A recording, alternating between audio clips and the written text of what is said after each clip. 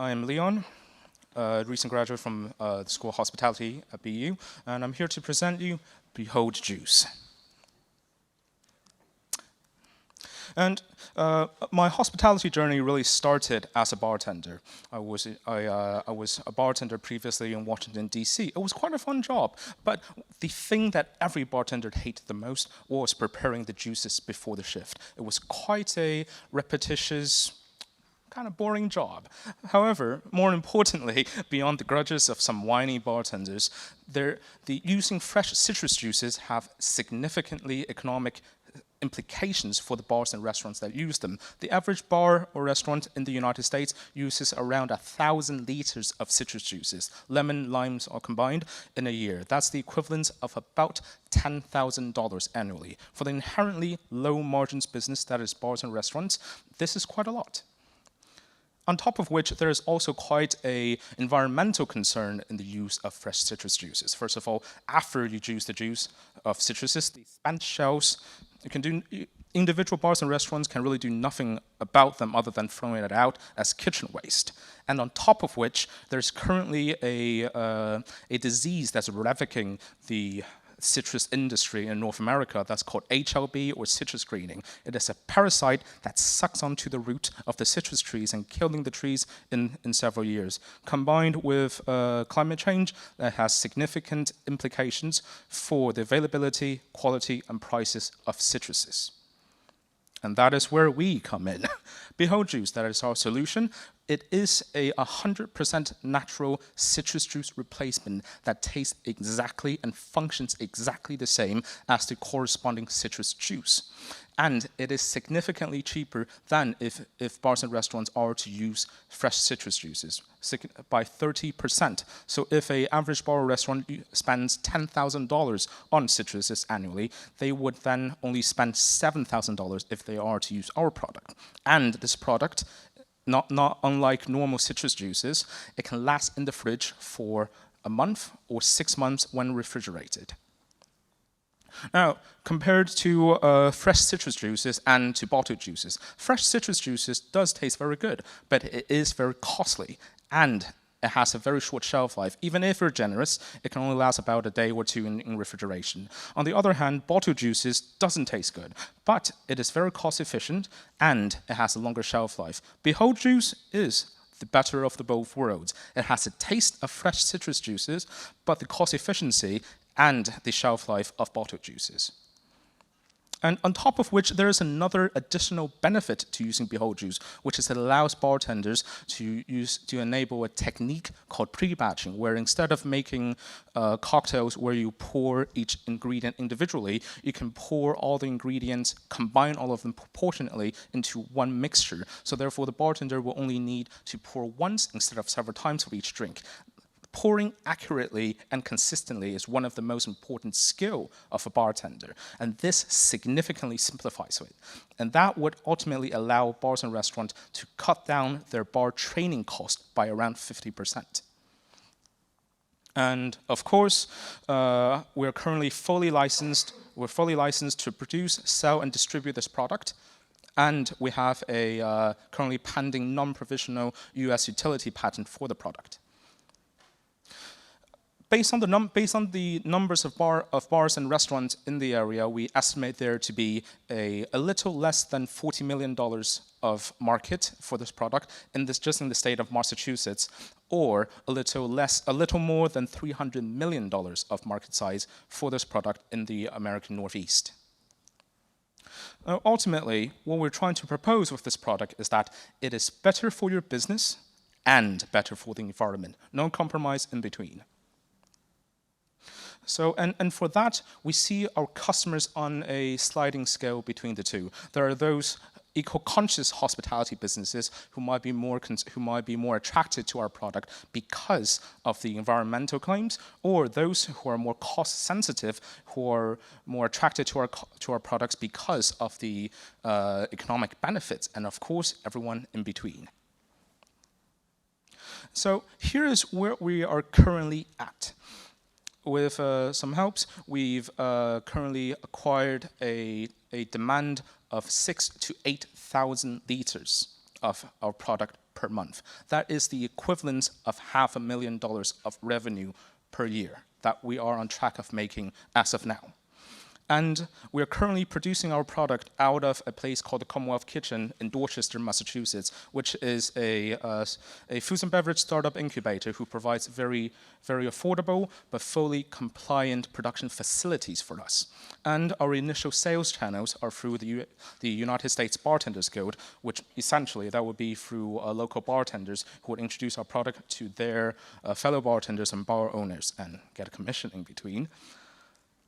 And our next steps would be expanding the B2B market. Our product is primarily, if not entirely, a B2B product. We would like to raise more awareness of our product by participating in industry conferences and trade shows, and simultaneously we'd like to reach out to local hospitality groups who manages a whole series of bars and restaurants in the area, who would really take advantage of our advantages because of their economies of scale, and we can seek more rapid, faster growth from their sizes. And ultimately, our ultimate goal would be to get into wholesale distribution, which, for example, Cisco, US Foods, Baldor, Gordon's, or whatnot. They would carry and distribute our product throughout the North American continent, which would allow us to have the furthest reach and reach ultimately the exponential growth that we would like to see. Now, finally, I would like to introduce you to our financial projections.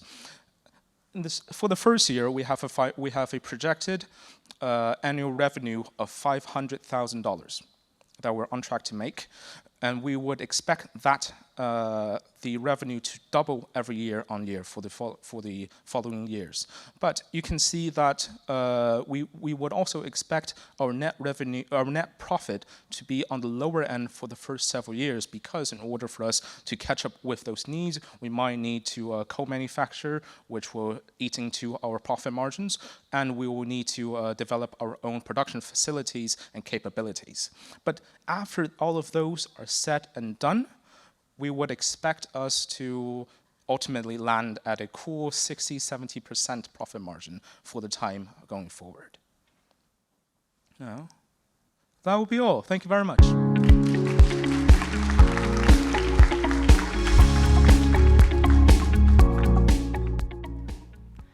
Hi everyone, my name is Betty. And I'm Farida. And we're Epic Labs. At Epic Labs, we realized that people in the tennis world lack the actionable insights they need to up their game. From talking to the athletes and the coaches, they've complained that current solutions are outdated, buggy, and just lacking the analytics it needs. And so we've decided to create a holistic tennis analytics solution powered by a singular portable camera to help revolutionize tennis athlete development and fan engagement. You'll be able to get stuff like performance metrics, AI coaching feedback, AI injury prevention insights, and live streaming. This is all accessed via our mobile app, and these are some of the designs of it. You'll be able to get summarized information on your performance and be able to customize your sessions as you like. And so we're able to do this now due to AI and hardware advancements. So we're able to do this with a single camera, which is something previously impossible. So our understanding of the current market has really been shaped by the partners that we've talked to and also other tennis stakeholders. From talking to these top tennis coaches complaining that current solutions are not good enough and they're looking for better solutions out there. From talking to one of our partners that they're so excited about this that they want to start buying from us this month. And then we've also spoken to people where they've asked us to have an exclusivity over our solution in their area to better differentiate their facilities. This all really, builds to the fact that we're doing something different. And not only have we found this niche, but we've found it in a growing market. Tennis participation in the US has grown over 30% from 2019 to 2023. And also, as we know, AI itself has been very lucrative in the sports analytics market. So we've estimated our market to be $34 billion, but we'll first be targeting the US tennis analytics market at $441 million. And so we have over 200,000 in pre-sales through signed LOIs, and we have another 100,000 in our pipeline for camera sales and over 50,000 for our software model. So we'll be launching a 9-month pilot program. We have partners like Dartmouth, Michigan, and Princeton. Michigan, their women's team is number 4 in the country. And after our 9-month pilot program, we'll be launching our 6-month paid beta program, where we have 4 Seasons Racket Club. They actually have 4 different locations, so we're super excited to be working with them. And so looking at the competitive landscape, we have 4 main competitors. Hawkeye is what you would see at like the US or French Open. It's 12 cameras, and it's mainly used for electric line calling. It's not for your typical everyday player. Then you have PlaySight, which is like a watered down version, which is 5 cameras. Still, it's intrusive to the court, and nowadays it's mainly used for streaming. Then there's Swing Vision, which is just an app on your phone, but it's pretty buggy, and there's limited hours of analysis. Then there's Play Replay, which is 4 LiDAR sensors, and that's only for electric line calling, which doesn't allow to go into streaming. So that's where we're different. We have real-time analytics, streaming, electric line calling, injury prevention insights, which no one else does, and this is all through a single camera that's not intrusive to the court. So we're at a hospitality conference, so you might be thinking, what does tennis have to do with this? So tennis has a big presence in hotels, resorts, country clubs, and actually a lot of these hotels and resorts host big tournaments. So I was a competitive tennis player growing up. I was always at El Conquistador Hotel by Hilton in Tucson. So these places host bids to host these tournaments, and one of the things they look for is the tech in their facilities. So if they have streaming electric line calling, they have a stronger bid to host a tournament, which also stimulates their environment of having people stay at their hotels, having people use their pro shops, and connecting with their pros, and then coming back later, even when there aren't tournaments going on. So for our business model, we have a fixed price for the camera at 4K for commercial pricing, and then a subscription for our service, which depends on the stakeholder type, number of users, and the service level. We also have other business models, such as our viewer subscription. So if you're like a parent that wants to watch their kids match, this is what you're going to opt for, and a data licensing model. So for our go-to-market strategy, we're focused on these B2B entities, these like tennis clubs, country clubs, tennis academies, and so on. So we've just been using our current network in the tennis world, but then also using cold outreach and popular forms of social media to engage with potential customers. And so we're filing 3 provisional patents for our technology, but we already have 4 awarded patents for our smart tennis ball machine technology, which is what we started off as. And then regarding manufacturing, we don't manufacture any of our hardware. We use off-the-shelf components, and it's our custom software stack. And so we're looking to expand into competition usage and fan experience. So we want to allow fans to connect with their favorite players at these tournaments, whether they're on practice courts, getting their analytics, or even in the big stadiums. Next, we want to expand globally to other countries of high tennis interest. So that'll be like Canada, Mexico, countries in Europe, and so on. And lastly, we want to expand horizontally and apply our technology in other sports, such as baseball and football. We're specifically focusing on sports that really emphasize athlete performance. So growing up as a competitive tennis player, I had an international ranking in juniors, and then I went to play in college. But I also have a technical background in statistics and machine learning and worked at companies like Google and Meta. So I have a business background. I have experience in sales, marketing, and business development from working at an e-commerce startup and in finance at an investment consulting firm. And we have an amazing, well-rounded team with a mechanical engineer, a UI, UX designer, another full-stack developer, and an amazing board of advisors. Perry's a senior PM at AWS, and he had his own startup with a successful exit. And then Shri, he was the ex-CPO of HP and started their wearables, and then was the CPO of Shark Ninja, and now is the CEO of Kenmore. So as of now, we have our MVP, we have the app, we held a product testing event back in January with some athletes at BU, got some feedback, and now we're just iterating on it to prepare for the launch of our pilot program. Thank you.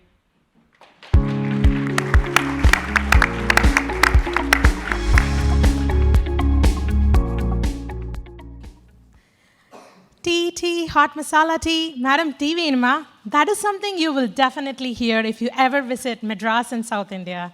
Madras is the first city I fell in love with, and the city I've named my company after. I have so many memories around Madras and chai. Every evening, my whole family would gather around a cup of chai and talk about how their day went. We had a tea shop outside our office, and that was the meeting place for everyone at work. Bad day at work, we had chai. Good day at work, we had chai. Chai is a feeling, not just for me, but for billions of people out there. That should explain how shocked I was when I ordered my first chai tea latte in the US. It was so bland, flavorless, and tasted like vanilla milk. A good chai should have the rich, bold flavor of black tea, layered with the warmth of spices like fresh ginger, cardamom, cinnamon, cloves, and pepper, brought together with the perfect amount of sweetener and milk. That is 8 ingredients. That's exactly why chai is so easy to get wrong, but so magical when done right. That should explain how hard it is for cafes to do it right. They usually have just 2 options. One, they use their coffee brewer and run hot water through their tea and spice mix. As you know, it creates a weak, watered-down, inconsistent chai. Option 2, they use mass-produced concentrates that were all created in the 1990s with weak spices and loads of sugar for the then bland customer palate. But millennials and Gen Zs are craving spicy, authentic, flavorful food and drinks. Bland is out. Bold is in. Now is the time to create flavorful chai. So 2 years ago, with 10 plus years of experience in the food industry and an MBA from BU, I quit my job and started making my own chai concentrate. Thus, Madhrasi chai was born. Now, anyone and any cafe can make a perfect, flavorful chai by just adding milk. No one can ever guess it's made from a concentrate. It is that good. We don't just make great chai, we also make it sustainable using packaging that's indefinitely recyclable. That brings us to the next question. Is it even possible to have a business just around chai in the US? Do you know how many cafes exist in the US? 40,000. Even if we get 12,000 of these cafes, we're talking about a $30 million business just through cafes. But cafes are just 25% of our current revenue. Another 25% comes from corporates and specialty stores. But the real magic happens on the ground. Over 50% of our revenue comes directly from our customers through farmers markets, pop-ups, online orders, and catering. That is where we tell our story, connect with people, and let people taste the difference in our chai. Today, in less than 2 years, we sell 20,000 cups of chai every single month. We are in 50 plus cafes across New England, and that number keeps growing. And our cafes love us. You know why? Because once they launch Madhrasi chai, their chai sale literally doubles. And our online revenue has grown 300% since last year. And in just 1 year of starting Madhrasi chai, we hit $250,000 in revenue with just me as the only full-time employee. We sell out at almost every single pop-up. And did you know we were the top seller of our booth size at the Seaport Winter Market this year? The line was nonstop. Sometimes we really had to have extra security controlling it. Serious, true fact. We've been featured on WBUR and NBC 10 Boston. We are already cash positive, and we keep growing. Our competitors are big box brands that are so flavorless and smaller brands that are super expensive. We are perfectly priced, authentic, and the only brand that offers multiple flavors like rose, masala, saffron, and golden milk.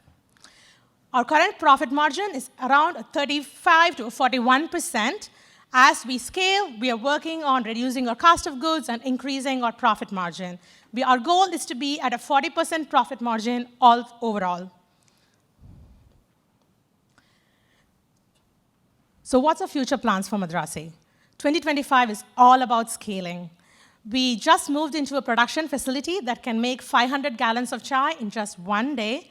With production locked in, Our mission is to get as many people as possible just to taste our chai, because we know then they buy it immediately.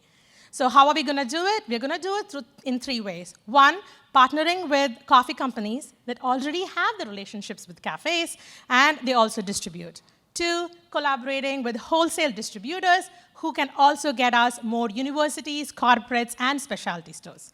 And 3, a network of part-time chai ambassadors who earn a commission on every cafe they bring in and in every repeat order.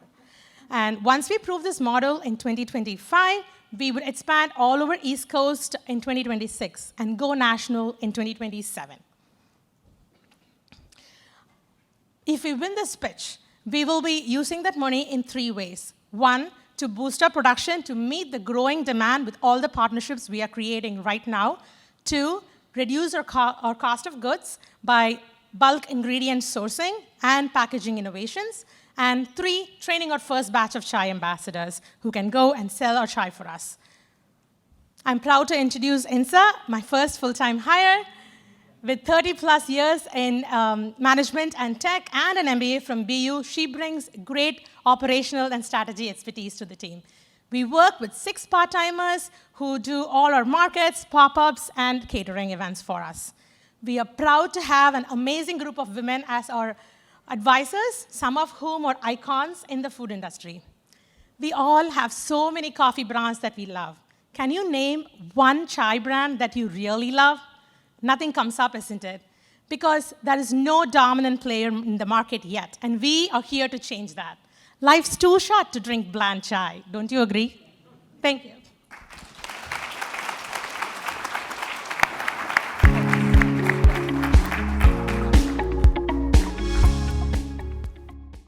Well, hello everyone. This is Thermal Lens. My name is Luis Oliva. I'm Zain Ahmed, and we're both graduating from the College of Engineering here at BU this year. ThermalLens is an all-in-one platform that offers hotels with energy efficiency analytics and retrofit recommendations while connecting them with bidding contractors to complete the work. Electricity rates have gone up over 20% in the last 5 years and are projected to keep going up. Hotels already have high operating costs due to their 24/7 operations. With new advancements in heating, ventilation, and air conditioning equipment, smart upgrades today can lead to big savings in the long term. We spoke with both independent owners and franchise experts and learned that franchisees often are required to make system upgrades periodically in order to maintain brand standards. They also have the capital asset teams that help them plan ahead for these upgrades as a part of their long-term financial strategy. On the other hand, independent owners don't have the resources for these capital asset teams, so they often run aging equipment that's inefficient and can lead to inflated utility bills. What we found out was the real bottleneck to making system upgrades wasn't the cost of the new equipment, but it was the time-consuming and fragmented energy retrofit process. After getting an audit, hotel owners have to spend the time and money to find a design firm to design the plans and a construction firm to install the new equipment. So when looking at the whole process, the cost savings don't seem as valuable when they come at the cost of your convenience, because time is money. So what often happens is, instead of going out of their way to get an audit and make the upgrades, independent owners will often run aging equipment, which can lead to emergency failures. Yep. For example, last fall, as a senior mechanical designer, which is my full-time job right now, I was contacted by a small independently run hotel down in Cape Cod, Massachusetts. I was called to the site to evaluate an existing centralized HVAC system that, despite rigorous maintenance, it was bound to keep on costing them high emergency repairs because it was just old and it needed to be replaced. But as a result of my services, I put together a report, a technical report that offered multiple engineering options for system improvements or replacements. But when I delivered, I noticed that there was something critical missing about the report. And it was really a financial insight associated with each of those options.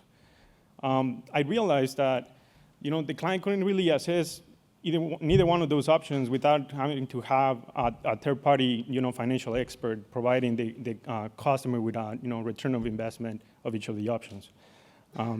These situations, the don't fix it until it's broken approach, made me realize and recognize a market gap, the need for a comprehensive service that combines technical and financial insights in hopes to turn the market from a reactive to a proactive manner.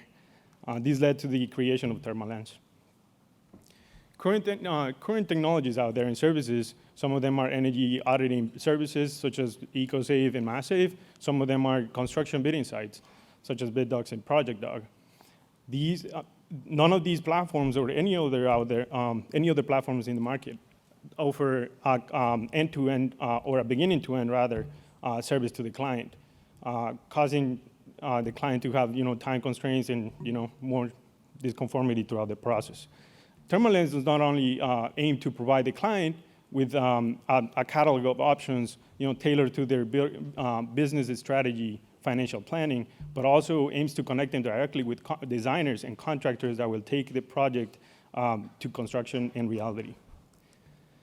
So first, ThermalLens gets out on site and executes an energy audit. But what does this really mean? This means that ThermalLens will get out to the building and evaluate the building thermal envelope, such as exterior walls, all windows, all doors, and put all this data into the system, while also taking a closer look and recording energy consumption of systems such as HVAC, plumbing, and electrical systems. And it puts all this data available to the client at all time. This is real-time data that they would have access to see where there is a margin or a space for operational improvements, or perhaps even mitigating emergency repair costs, which tends to be costly. So what happens from here? The client will be able to go ahead and move on with improvements depending on their financial expectations and planning. So this process is as easy as ordering food on DoorDash. The automated platform will provide them with a menu of options of improvements, as we can see, and then they would click on that, and the program will develop what is called an RFQ, which is a request for services or qualifications. These will be posted for designers and contractors for bidding. From the bidding center, or the bidding interface on the client's perspective, they will be able to access a list of contractors and designers from the lowest to the highest bidder, allowing them to pick the cheapest or the most qualified contractor. But don't worry. To make sure that we maintain a reliable network of contractors and bidders, we are adhering to state-mandated certifications that come from good quality of work. So how are we going to make money? Initially, we'll offer hotels owners with a free audit to get their foot through the door. If they want to go through with upgrades, we'll charge them a 15% commission on the winning contractor bids. Whether they want to go through the upgrades or not, we'll charge them a monthly fee to access the building efficiency analytics. This is not only valuable for operations and financial management, but with this real-time data, hotel owners can promote with confidence their energy-efficient amenities and commitment to a greener environment. This is not only going to appeal to eco-conscious travelers, but it'll send a signal to all guests that this hotel is modern, high quality, and well-maintained. That means better temperature control, better air quality, and a better overall stay. In Massachusetts, over the next decade, the energy retrofit market is expected to reach over $41 billion. This is an untapped market because the energy retrofit process is fragmented and difficult for hotel owners to navigate. That's where ThermalLens comes in. We aim to streamline the whole process from audit to implementation, all on one platform. Initially, we want to focus on independent hotel owners, but there's a real opportunity to expand into commercial and multifamily projects, especially since cities like Boston and Cambridge are mandating net zero building emissions for all buildings by 2050. So whether hotel owners or property owners want to stay in compliance with the law or cut costs, ThermalLens is a faster and easier bridge to energy efficiency. So this year, we want to continue with our market research, raise funding, and hire a team of developers. And then next year, we want to have at least one hotel onboarded with the beta version of our platform. Yeah, by 2027, we aim to be able to polish that beta version from the information acquired through 2026 straight from the market, and release the first full version of the software that would include the designer and contractor bidding interface. But how do we stay on top of these goals? For these, we have assembled the following team.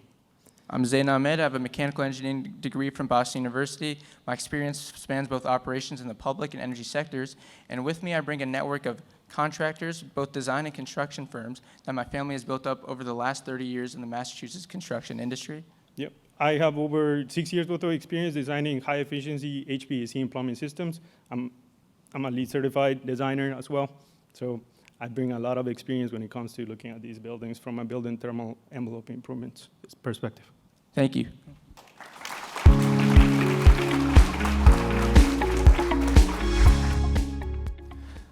Good afternoon, everyone. Good to see you guys here. I'd like to start off with a quick question. How many of us have walked inside a hotel room just to see the same old Snickers bar, the same old can of Pringles, the same old Coke? Right? And yeah, and when you walk in the room, this is what you see. It's the same old experience. It's just a black and white experience, right? But that's not the shocking part. The shocking part is just by the end of tonight, more than 5 million US hotel guests will see those exact same items in their room. And that's a little concerning. Over the years, hotels have moved away from being an experience, and rather, the world of hospitality is losing its color. It's becoming more and more so that every single experience is the exact same. And the question I want to ask you is this what you want? Is that the experience that you want? Well, I know I don't. And in fact, most people don't either. According to a 2023 American Express survey, more than 2/3 of respondents said that they were willing to pay a premium for more local experiences. In fact, they weren't just willing to pay for it, they were expecting it from hotels, which brings us to our solution. A local hotel stay is not just about the experience you have and the community you see. It's about the products you feel that put you into the essence of the community. Arti brings these products into hotels, allowing you to sip, savor, smell, and soothe the essence of the community in which you're staying. Arti is the curated, hyper-local platform connecting hotels and vendors to buy products for their hotels. Arti brings everything to one place and provides the products that people are asking for. Arti platforms everything. The selection is curated, it's entirely local. We do the heavy lifting of finding the vendors. We find the products that hotels will actually want to buy. We bring these vendors to hotels, providing a monthly edit of the key products in the market that are really compelling. And keep in mind, each part of the market is purpose-built and localized.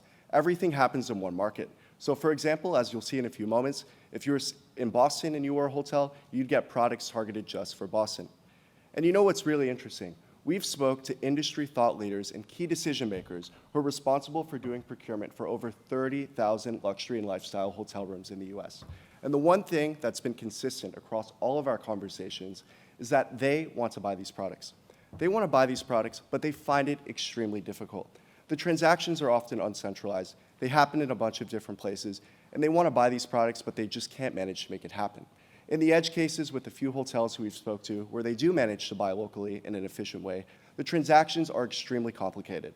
There's invoicing happening on different places, and we've even heard some reports that invoicing is still happening on papers, and that some vendors are managing relationships using manila folders.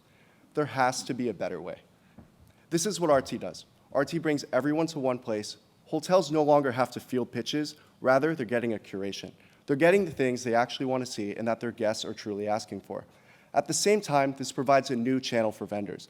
Vendors get access to a whole market of hotels who are able to buy at scale and who desire the local, differentiated product that they're providing. And for guests, this means having a stay that's truly local. You go into a hotel room, and it's not the feeling of black and white, but rather something that's colorful and fully immerses you into the place where you're staying. There's some things that exist, and the ways that hotels procure now are to some extent systematic. A lot of the procurement happens through word of mouth. Hotels go, they talk to other general managers of hotels, and they say, we really like this thing we bought, we really like this vendor. But as you can imagine, this is very inefficient. This requires a bunch of small conversations, and a lot of the times, small vendors are not included in these conversations. We believe that this is a big accessibility gap. Many hotels also use standardized platforms such as wholesalers or large conglomerate started by Marriott and Hyatt, Avendra. It's the largest procurement platform. It provides everything from sheets to towels, but these items are extremely standard. They're the same ones you see in every hotel, and they don't really lead to a unique experience. Then there's a couple marketplaces that have come up, most notably Procure Impact, Mabel, and Fair. But as you can see, they're not locally focused. They're not geography specific, and some of them, most notably Mabel and Fair, they're not focused on hotels. We think that this is a big gap that hotels need to fill. After all, the hotel procurement market is huge. and it's an $8 billion market. Hotels every year, to provide for the approximately 5 million guests a night in the United States, spend $8 billion on consumable products that are featured in guest rooms. Within our niche of independent, lifestyle, and boutique hotels, this is closer to $2 billion, but it still represents a significant portion of the market. We believe that with our curated, hyper-local offering, that hotels are actually intrigued in, it's things that they want to buy, they're not just fielding pitches, that we can penetrate 4% of this market over the next 3 to 5 years, leading to an addressable market of, an obtainable market of $80 million. Yeah, absolutely. And let's bring that $80 million to life, right? And that starts right now, right here in Boston. On the screen above me, you'll see just some of the local vendors we've curated. And what makes them different? Well, they're local, they operate at scale so they can supply to hotels, but most notably, they're memorable. Next time you go to a Boston hotel, you won't be having a Heineken. Instead, you'll be having a cool Down East cider. With that being said, this is just the beginning. Talking about how we plan to launch as a tastemaker, we'll be targeting more so mid-tier sized hotels. Hotels that have 5 to 15 properties, right? As Arti, what we'll do is we'll bring directly to them 10 of the best vendors in each and every category that we're doing. And so for them, it takes all the work out of it. With that being said, we want to be careful in terms of what markets we're hitting. We also want to target more so mid-tier cities across the US, with Austin and New Orleans being an example. In terms of understanding how this RT works, it's important to understand the finances behind all of this.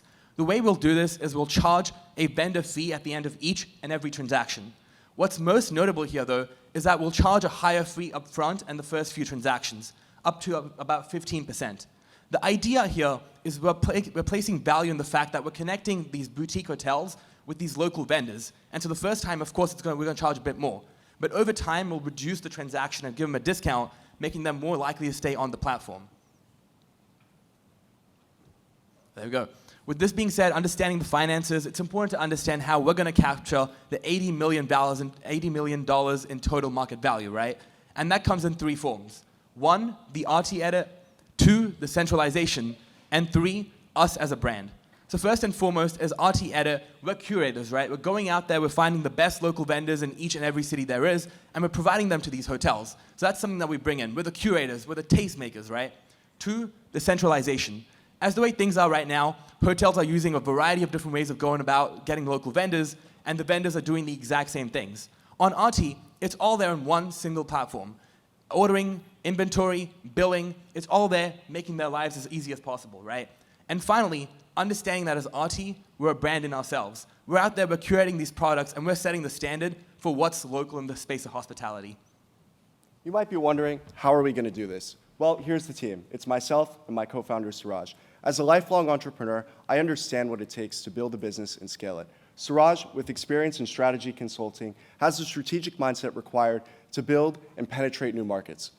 We're also fortunate enough to both have parents who've worked in the hospitality industry, focusing on lifestyle and luxury hotels. Through them, we've learned a lot, and we've used a lot of their insights to build our network and guide our ideation of RT. We have a path forward, looking to build a marketplace, but also looking to build a brand. With all of that being said, in our conversations with the hotels, what we're hearing is that what we're looking to do is long overdue. There's 5 million US hotel guests tonight who are going to go to their hotel room and be disappointed to see that small little Snickers bar. They want something else. And as Arti, that's what we're here to do. We're here to bring back the color back to hospitality, right? Hotels don't have to be like that, and that's what we're looking to change. Thank you so much for listening, and we'll open the floor to Q&A.